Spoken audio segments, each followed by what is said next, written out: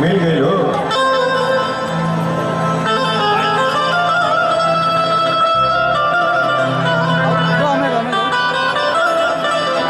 सरस्वती माई की वंदना आपने शुरू किया और ये इस मंच से पवनवा फरमाइश कर रहा था। पवनवा के साथे साथे हमारा सब भैया चाचा माई बहन जे भी बैठे हुआ खड़ा हुआ सब कोई सुने के चाहता। वो मेरा फेवरेट सॉन्ग, हमारा फेवरेट गाना कौन गाना? बाड़ी सिर पर सवार हो मनवा हुआ, हाथ में त्रिशूल गरवा, सोनवा के हार रूपवा मनवा और सबका की बाड़ी सिर पर सवार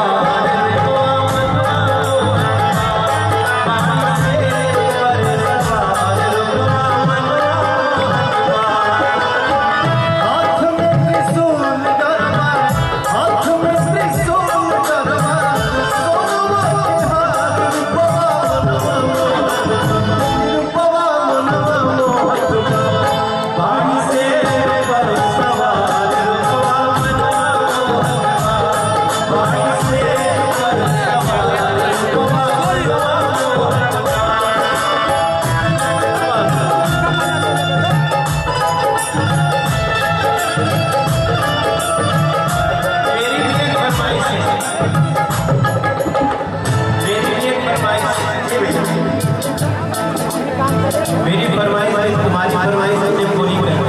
प्रेम से बोलिए शारदा मैया की जय।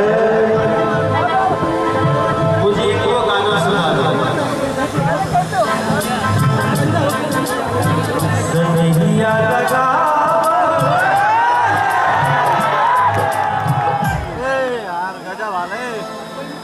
आप लोग भैया की आवाज पे हम दिल्ली बैठे थे।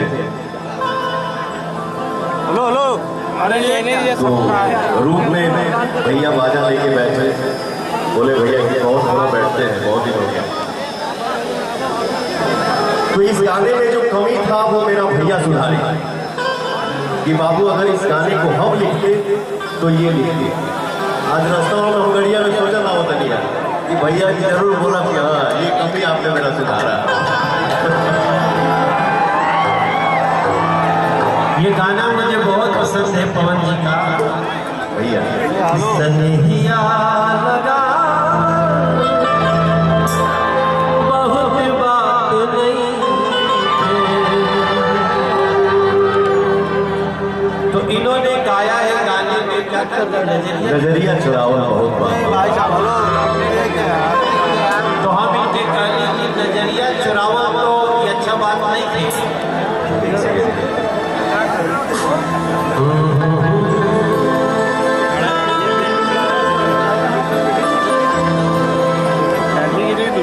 सनहिया लगा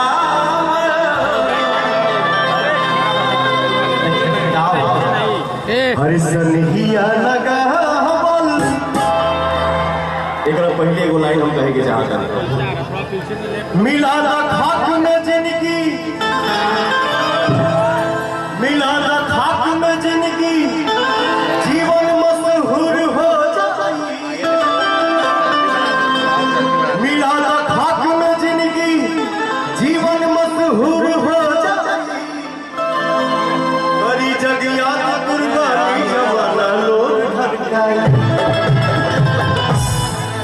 सनहिया लगा बहुत बात नहीं,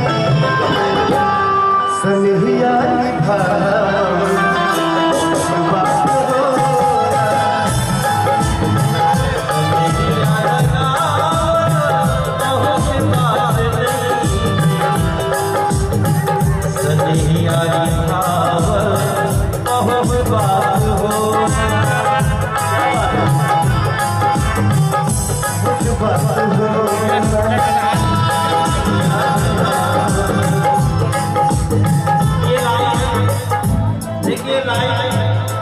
संजय राय जी के ऊपर से तो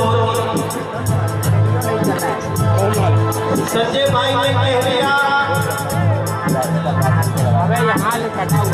हर हाथ को काम और हर जेब पे दाम। तो कोहन और कैला में बड़ी तपस्या बांटी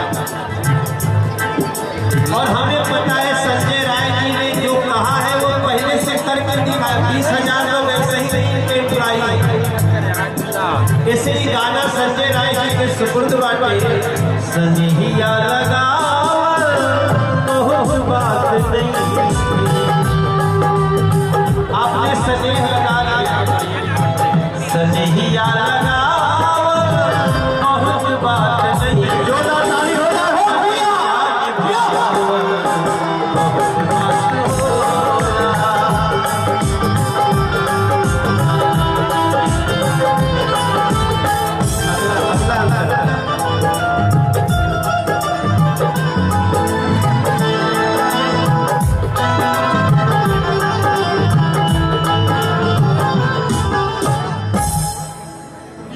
जौनपुर में हमारा शूटिंग पूरा भइला फिल्म के, जो फिल्म के नाम है मेरा भारत महान।